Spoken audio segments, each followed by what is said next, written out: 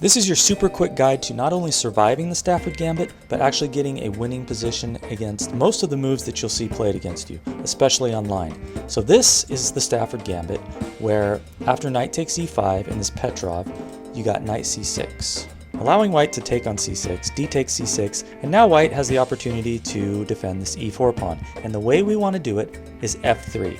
Even though d3 might be objectively the best move, f3 makes life really easy for us because we just make the same responses to whatever black does. It doesn't matter what order he plays these moves in.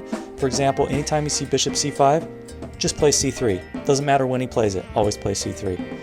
Now if black castles, we're going to go d4. That's the next move. We're going to kick the bishop back and we're going to play bishop e3. Okay, no problem.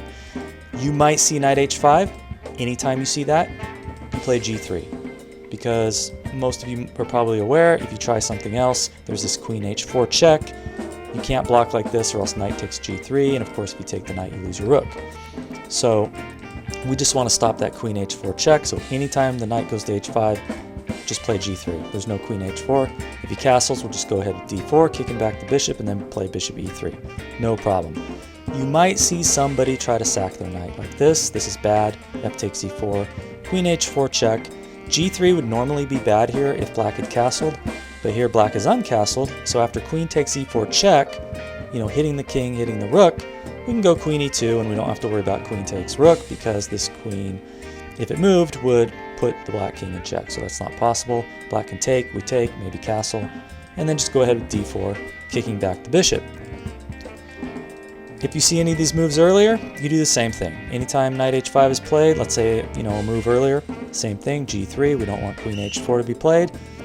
And bishop c5, same thing, c3, we're going to play d4. Here you might see f5, queen e2. Okay, so if he takes, a good move here, well you can just take it with the queen if you want, but better is knight c3. But f5 is not real common.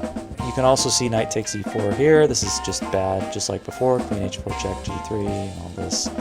Similar, even here, bishop c5, play c3, and we're going to play d4. So, there's one more move I want to cover, and that is the move bishop e6. It's not the most popular move, but it is a top engine choice, and I actually did see Hikaru Nakamura play this move online.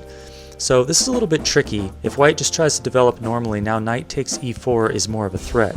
Because after f takes e4, queen h4 check, you can't play g3 because now after queen takes e4 check, if you put the queen in the way, this bishop is blocking the file. So black can now take on h1 and white loses. So the way I like to respond is just to play queen e2 right here when you see bishop e6. Now, if this is tried, it's a little different because we got the queen on e2. And you can play queen f2 here or g3. There's no queen takes e4. Okay, so that knight takes e4 isn't working. So let's say bishop c5. You can still go ahead with c3, and if castles, just d4. If knight takes e4 here, same thing, we just play g3 and we're fine. But if you see knight h5, you can actually play d4 here. You're not in any danger. Queen h4 check is met with g3, and now if knight takes g3 is tried, white has this queen to f2 move, and the knight is pinned. So that is how to get a winning position in the Stafford Gambit, and this f3 move is going to throw people off because it's not a very common move for white.